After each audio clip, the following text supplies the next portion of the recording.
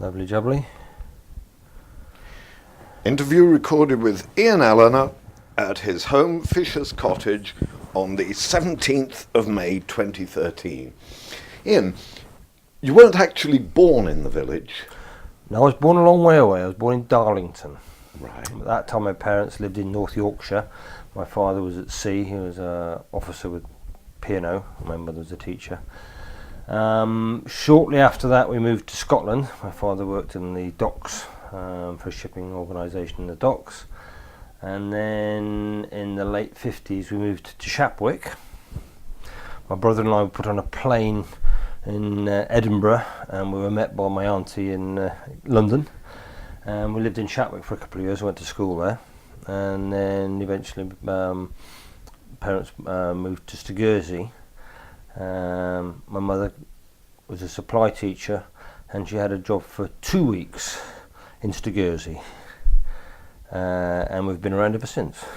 What year was that you actually came to Stogursey?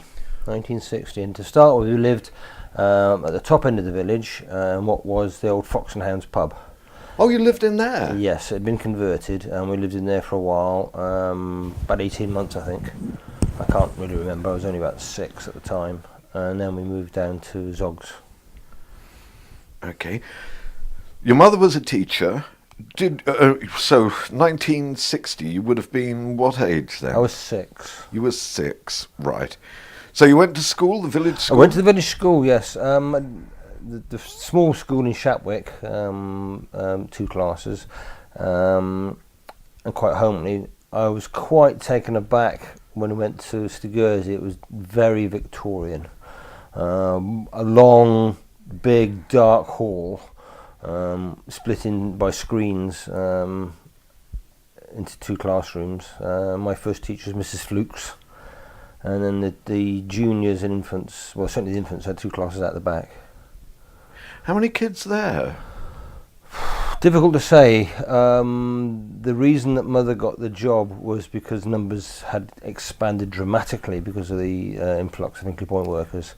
I couldn't say. That's what I was wondering. So, yeah, 1960, they'd already a station was being built then. That's right, indeed. Yeah, construction was well underway, and there was a caravan site where Meadow Gardens Town Close is, and they were building Burgage Road when we were there, actually. So that was built for the Hinkley Point workers? Yes. Mainly? Council housing for the workers, yeah. Was there much of a clash between the people coming into the village and the people that had been here all their lives? I never noticed any of it, no. I think kids are kids and they just got on, I don't know what was happening at adult level, but you just made friends with everybody. And you saw no evidence? No, I saw no evidence at all, no. So when you weren't at school, did you have a bike? Did you explore the local area? Yeah, very much so. I actually didn't get a bike for a while, but we used to rake around the countryside a bit. But didn't mix too much with the village kids because we're out of the village a little bit. That's a good friend spent time with, yeah. And then abiding memories of summer holidays. Mum would say, "Well, let's go down the beach," and we just sort of get a pound of mince from the butchers and make some simple burgers and pick up driftwood and have a couple of mates around, whatever, sausage sizzle on the beach. Did you have a car then, or did? Oh you yeah, walk? Mother had a car. Yes. Your mother was a teacher, and so you had the car. Yes.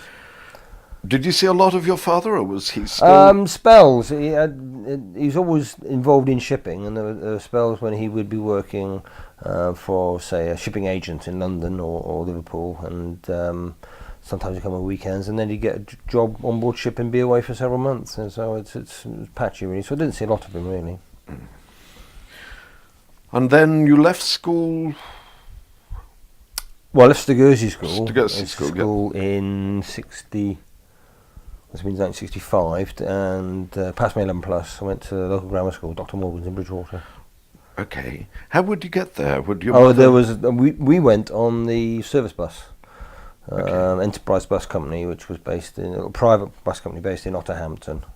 The secondary modern kids went to Willerton, so they got a coach to Willerton. Okay. But yeah, we got on. There was about I suppose about a dozen kids from the village in total went to the grammar school, and we got on the service bus. Where did you catch the bus? Right outside the post office. Right, okay. What time would you have to be there? I think the bus was due to be in at 8:05. And then when you'd finish, 4 o'clock at school? We'd finish about 4 o'clock. We could either wait for the service bus, or quite often got a lift home. Mr. Murphy, who taught at the girls' grammar school, his son was in my class, and we quite often get a lift back with him. So Dr. Morgan's, was that a boys' school or was it boys' grammar school? Yeah, and then about half a mile away was the girls' grammar school. Right, and never the twain shall meet. Well, actually, they did in later years. About in the late 60s, they decided to put the sixth forms. They could offer a much better choice of subjects if they put the two sixth forms together. So the sixth forms were co-educational. Okay. So we got used to having, in fact, there was girls around. I know exactly what you mean from my school days. When you left school, did you plan to stay in the area, or was that just accident? No, when I left school, I went to university. I went to London, Imperial College in London, and then did a degree in mining geology. But home was always home. I mean, I had a fantastic time as a student in London in the early 70s. I suppose I went up in 72. Travelled a lot doing geology. But I certainly always enjoyed coming home.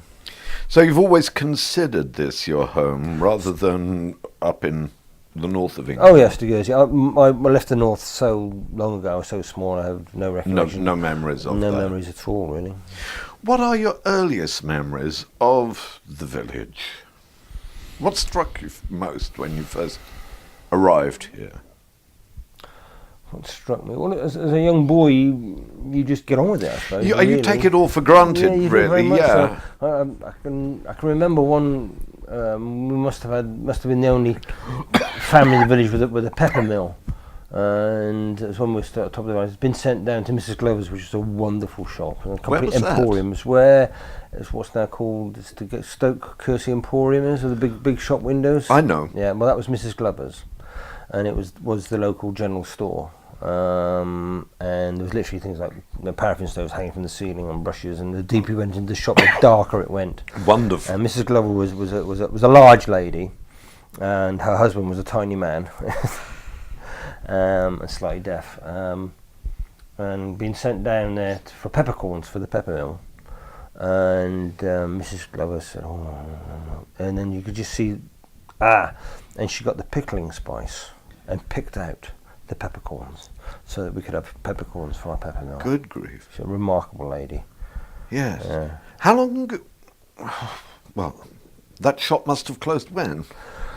I couldn't really say. Must have gone on certainly to the late 60s, and possibly the late 60s, and then it was bought and turned over into more of a sort of small convenience store. Mm-hmm.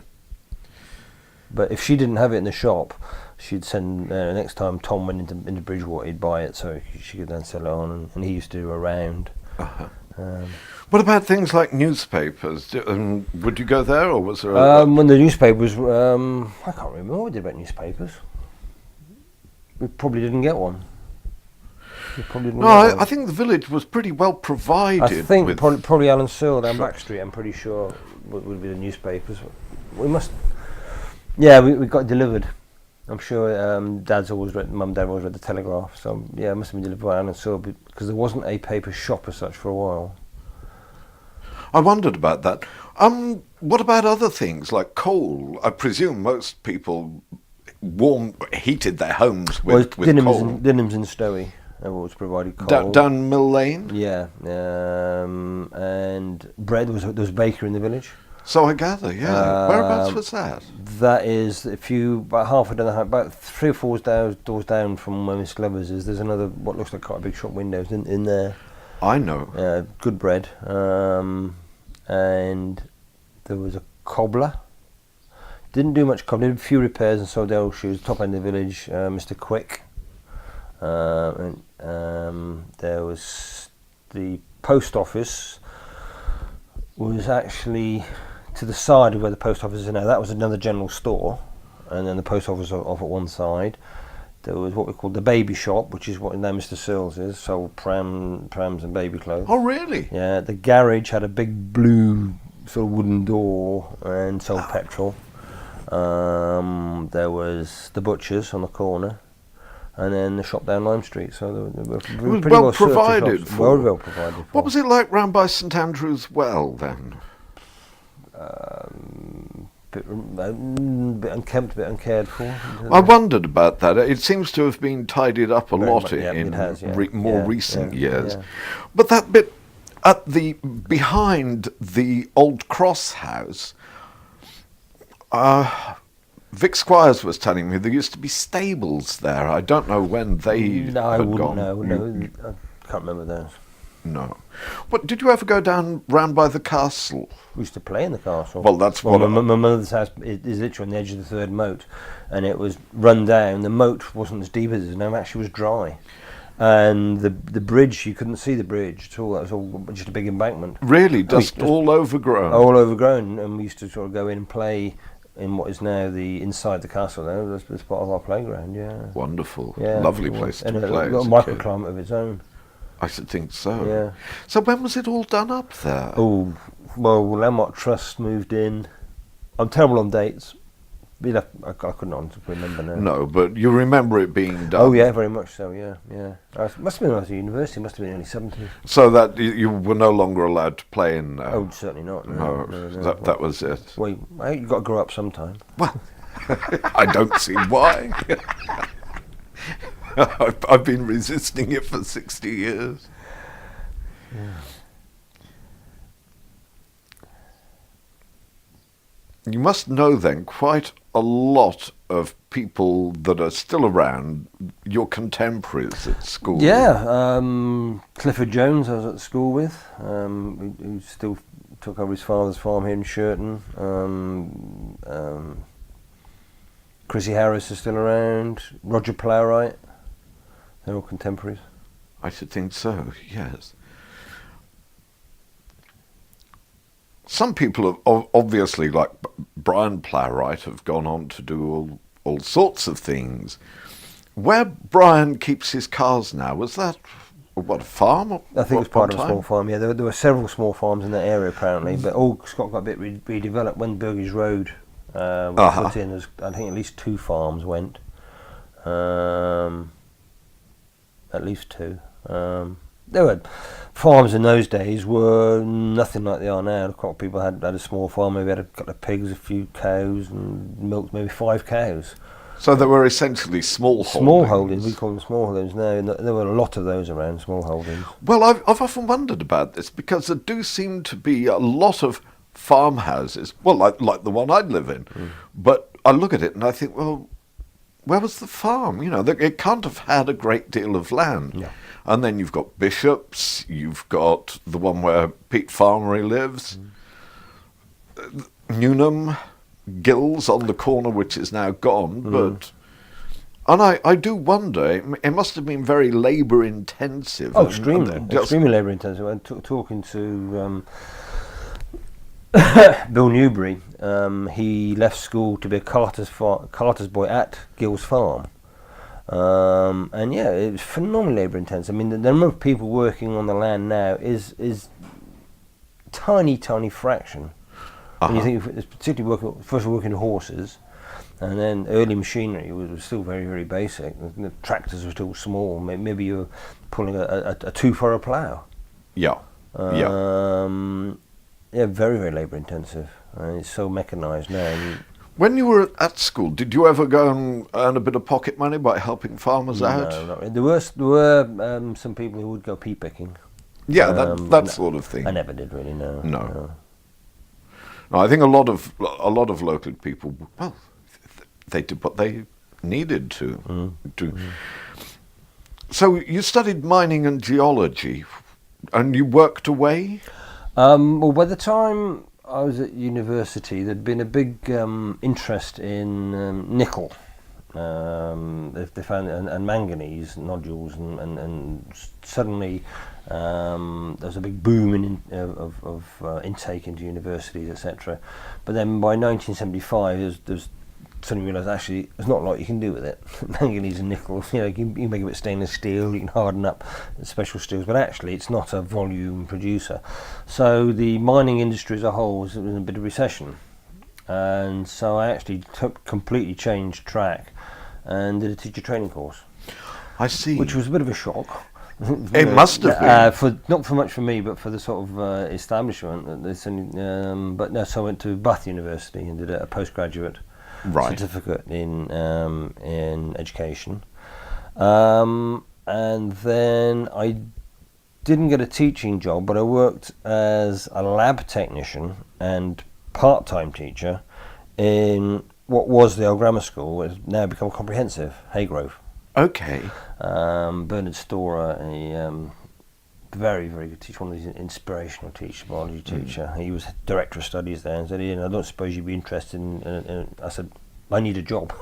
Yeah. So I worked as lab technician, as part-time teacher, and then my father was actually involved on a survey vessel in the Red Sea. He was captain of the boat, which was chartered to an American company. Right.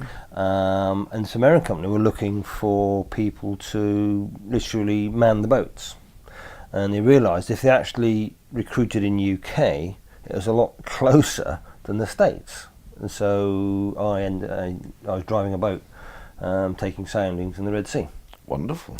So I did that for 3 or 4 months, and the project director came to me and said, Ian, you can draw maps, can't you? I said, yeah, I understand maps pretty well as a geologist, He said, well, we need to draw some field charts, and these field charts are going to make us money, because nobody had thought about producing first drafts of what was there as part of a big construction project. I mean, the contract was fixed for money down the line, but nobody thought about it. So I ended up sort of doing some sketch maps, and then the surveying part kind of finished, and they said, well, would you like to come back to Pasadena and help draw the final ones? Because you've seen the job right through, Yes. You've been out in the boats, you've been part of the mapping thing. So I said, well, yeah, when do I start? So I then spent 4 months in Pasadena, had a great time, and then the company said, well, would you like to stay with us for a while? Because basically you're a useful guy, because you can drive a boat, but you can also, produce maps. So I stayed with them for a couple of years, Excellent. working in the Middle East, which gave me money to be able to buy a ramshackle cottage in Shirton and start work on it. How long have you been in here? Bought the house, I think, in 1977. Right. And it had no plumbing, no electricity, no water. It had a well with a pump that didn't work. Crikey. Who'd been here before then? An old lady called Lizzie Gunningham, who had actually been born here. Her parents had rented it on and off. And about a year previously to me buying it, she had actually managed to buy it. For vast amounts of money, not no very doubt. much money, no, not very much money. And then it was broken into. Oh, no. And her grandfather clock was stolen, and some of her brother's war medals. She lost brothers in the First World War. And it suddenly became a bit of a liability. She's only living across the road. Right. In Bishop's Farm, across the road there, Mm-hmm. and the cottage there. So it gave her a little bit of independent money. She kept the little cottage on the end, Right. so we moved all our stuff into there. The batch. Yeah, but the barn, barn, I mean, yeah, yes. we moved our stuff into there. And then eventually we bought that from her as well. She inherited over there as well. So I she actually, see. and then sort of having bought next door, I gave her a bit of money to do that up a bit. Lovely. Yeah, she's a lovely Yeah. lady, yeah. Oh, In fact, her granddaughter still lives there occasionally. I see. Hmm. Right. So this is now a beautiful house. I love it. I must admit, I'm quite envious. But you must have done a heck of a lot to it. An awful lot. I say we've had to. That wall was falling out, so that's been replaced. We've had to put in. We're very fortunate. There's a main sewer in the field behind. Oh, really? But at least 12 foot down. Wow. Major construction job putting that in. We've put everything in, and hopefully, because it was pretty well untouched. We've managed to keep most of the original features. That is nice. That is nice, and quite rare, I think. Most places, well, the 50s was not a good time for old houses. People would do the most appalling things to them. You've got a wonderful original house. Mm-hmm.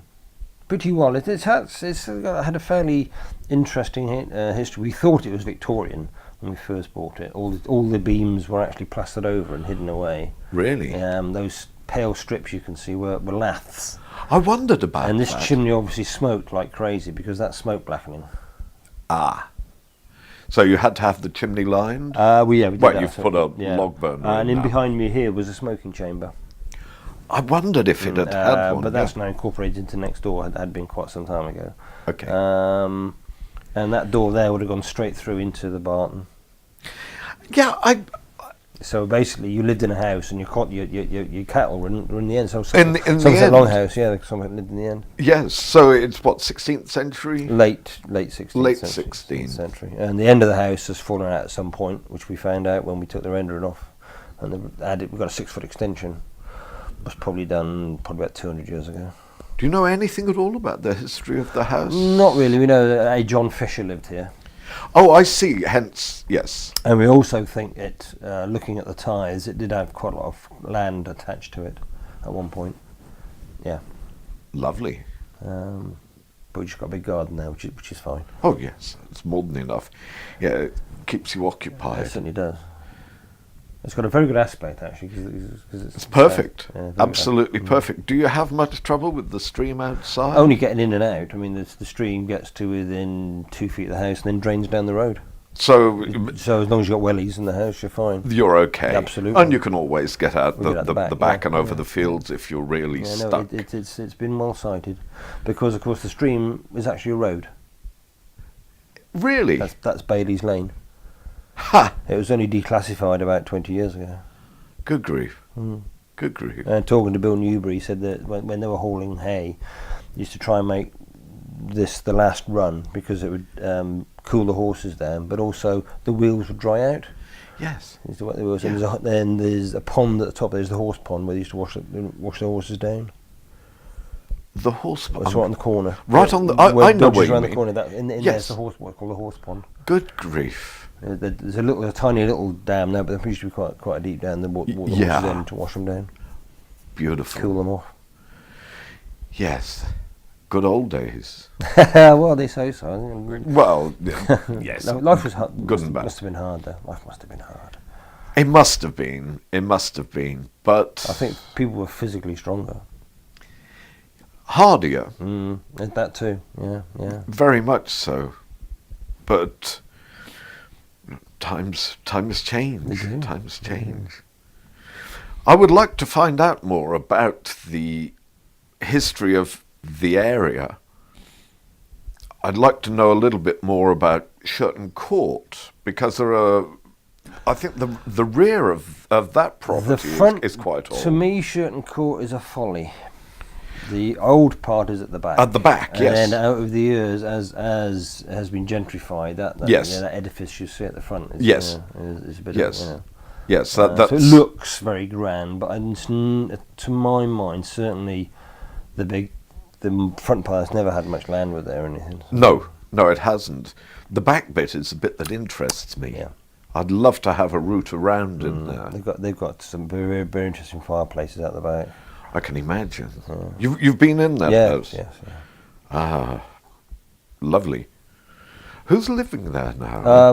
Well, a lady, her father, John Arnson, lived there.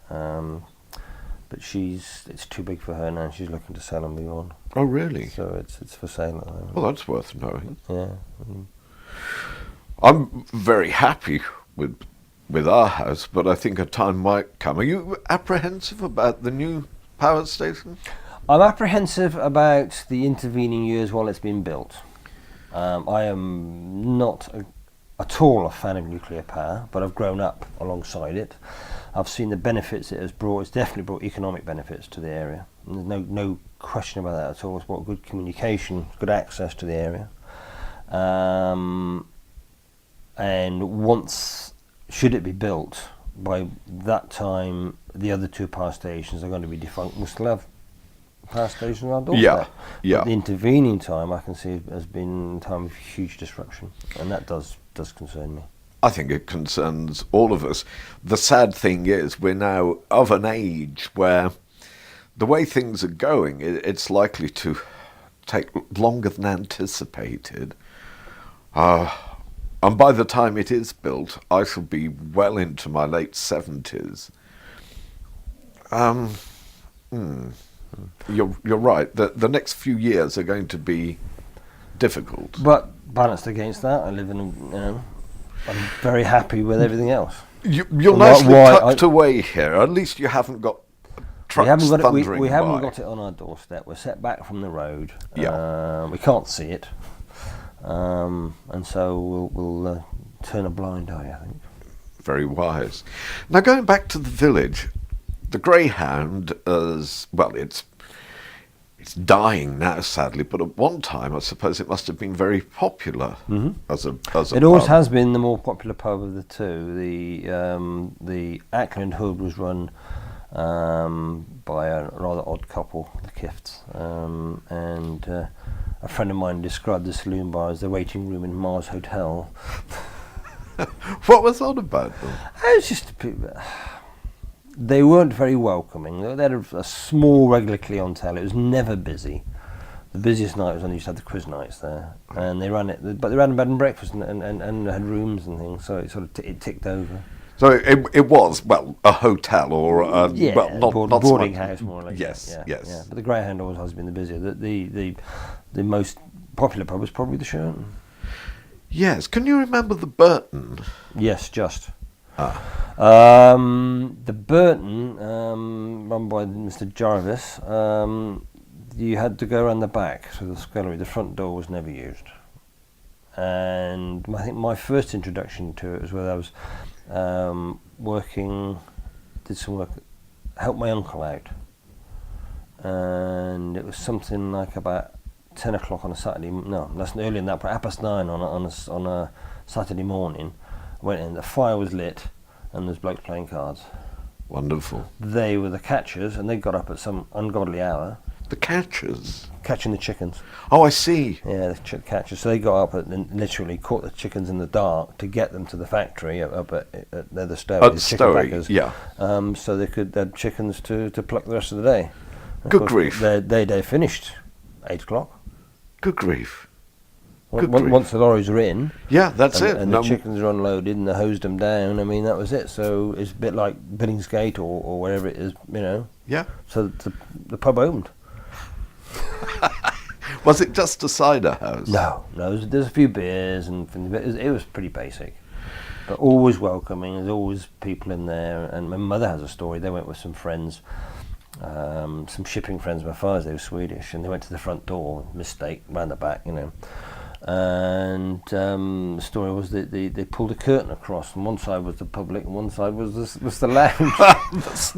And Mum asked for a Dubonnet, and he sort of scratched his wall. He said, we had a bottle of that a few years ago, but they're in much demand.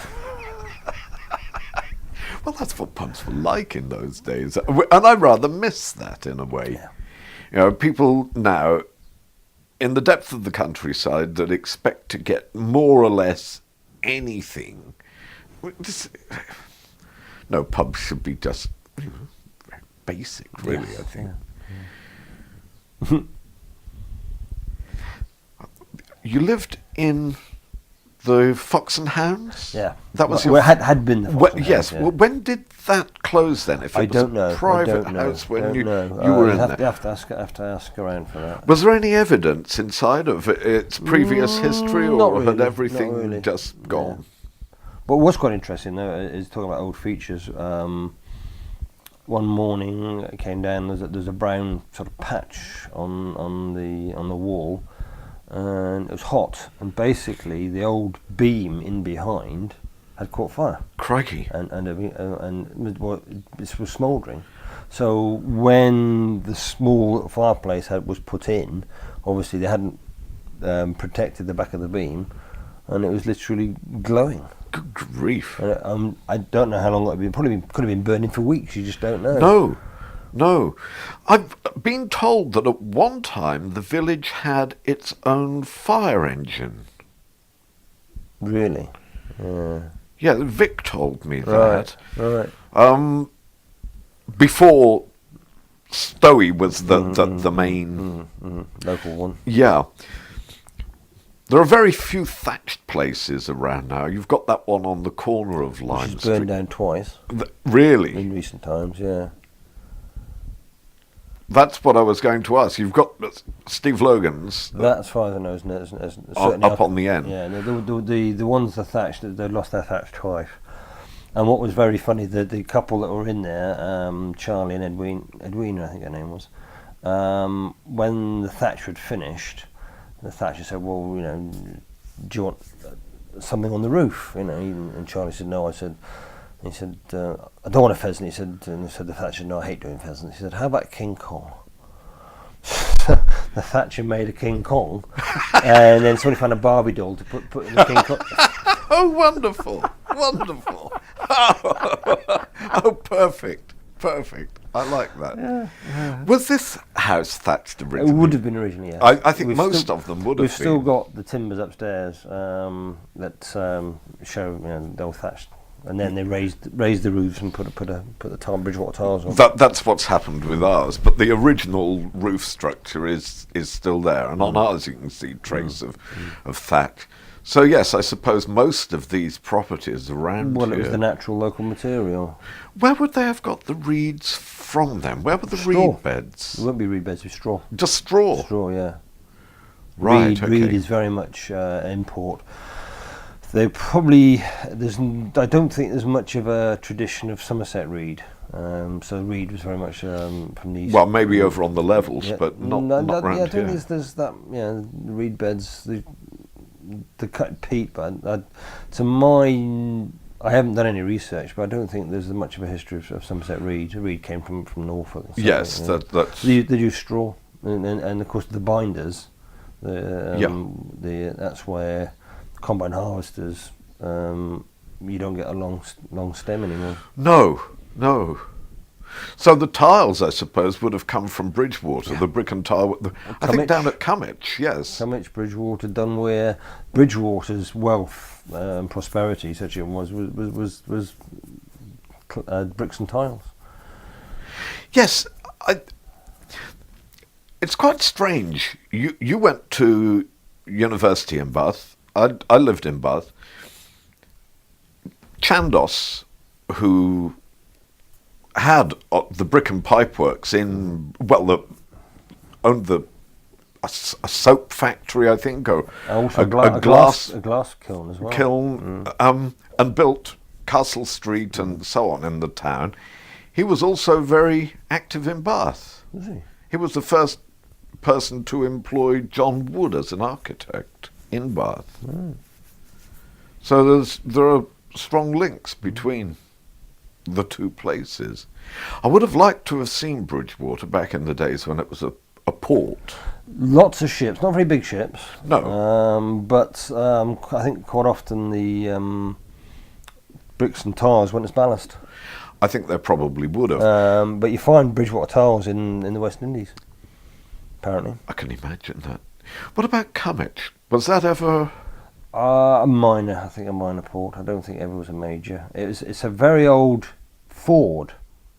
Before sort of bridges in Bridgewater, there is a ford at Cummich which you can still go at low tide.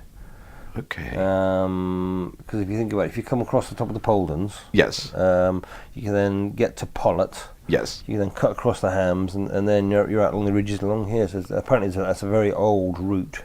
I can imagine that's almost Bronze Age. Or... I should imagine, yeah. So yeah. I think even up to Roman times or in Saxon times, that was a ford there. Someone has told me that it was a small Roman port there, but I don't know. Yeah, well, I don't know much about the history of it, but Bridgewater is a fairly modern phenomenon, I think. Oh yes, pretty much 18th century. Well, Stogursey was a very important town at one point.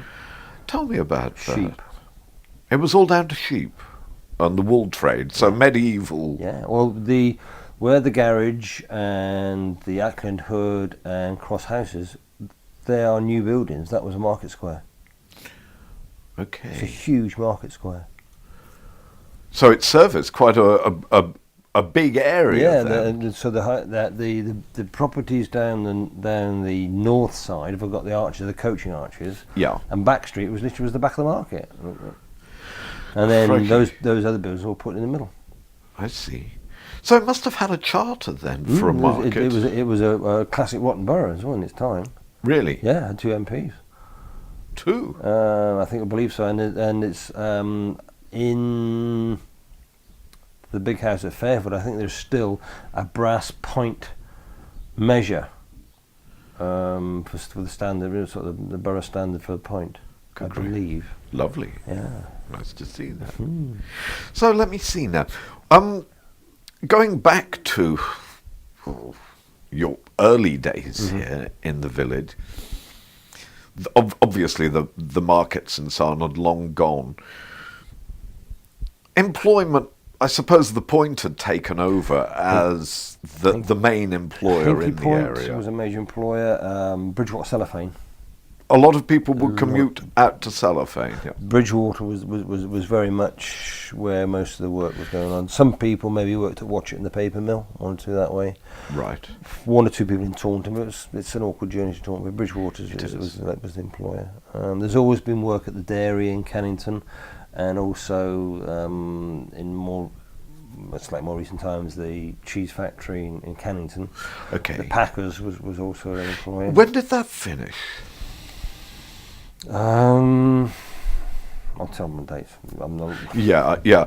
No, but it was there in It was taken over by Lloyd Maunder. right. And then, bless them, they actually said you can still work for us. We'll send a bus, but the days, So I don't know if there's still, but there used to be a bus taking ex-Packers employees down to Woolland. Okay. Lord St Aldrich's. Mm-hmm. Can you remember him? Yes, I remember him. Yes. What was he like physically? Physically old, very pleasant, very. He's quite an old man. That's my impression of him. Did you have much to do with him? On and off, he was obviously involved with the primary school. He was also He was also on the board of governors of the grammar school. That's what I thought. Yeah. That's why I was. So you'd see him. He'd come along to concerts and plays and support in that way. When did he die? Can you remember? I know you're bad with dates, but yeah. That's why I never did history. Geology's got a difference. No, a different time span altogether. A few million years here or there doesn't make much difference. Would you rather, if you could, would you prefer to go back to the way things were then, or do you think it's better now? It's different. It changes. I know. And the other thing too is living in the village as a 6-year-old ain't quite going to be quite the same as living in the area as a 60-year-old. Because your sense of values and exchange. Stogursey, I think, had been very, very self-contained. Yes, I was going to ask, coming on to that, if it was an inward or outward-looking community. Well, by the time we got here, Hinkley Point already it had opened it up. Opened it right up. Yeah, but I think in some respects fairly self-contained. Yeah, because there's that old saying, out of the world into Stogursey, out of Stogursey into the sea. Yes. It was I think it had a tradition of looking after itself, had all the services it needed, had employment. Even before Hinkley Point, people would go on the bus to the shirt factory, and there was a shirts factory. Where was that? Van Heusen's in Bridgewater. Oh, right. They also had a factory in Watchet as well, Van Heusen's. There was a shoe factory in Bridgewater. So all of those things have gone, all the big, apart from Hinkley Point. Yeah. That's the only... Cellophane's gone now as well. Yeah, exactly. Crikey. Can you remember having been much animosity between Stogursey and Stowey? I was a bit young for it. There had been. I know. There's quite a bit of history. But I was not actually part of that. You saw no when we were at evidence school of it. with lads from Stowe, it was, it wasn't a problem. Yeah. But I think in the past there had been quite a lot of, young men of one village, trying to keep out the young men of another. And there was histories about bonfires being set too early and having to put guards on them in case, neighbouring youths came over. I think there've probably been several scuffles in the past. I should think so. Yeah, I think that was what village life was like. It was rough and tough and hard. Yeah. Yeah. You looked after your own.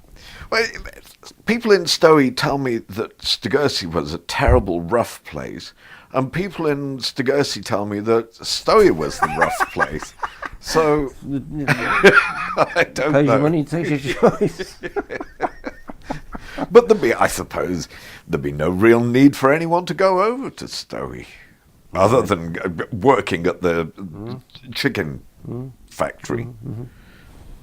Well, it was very useful for me because I'd come back from university needing cash, and it was Easter, summer, and Christmas holidays. It was, you could pick up casual labour. Yeah. Particularly Easter and Christmas time, because obviously the demand was quite high then. Well, it was a lot easier for people. I remember those days as well. You could always find casual work, couldn't you? Whatever, wherever you were, you could walk into a job and earn some money for. Yeah, student holidays. Right. Thank you very much, Ian.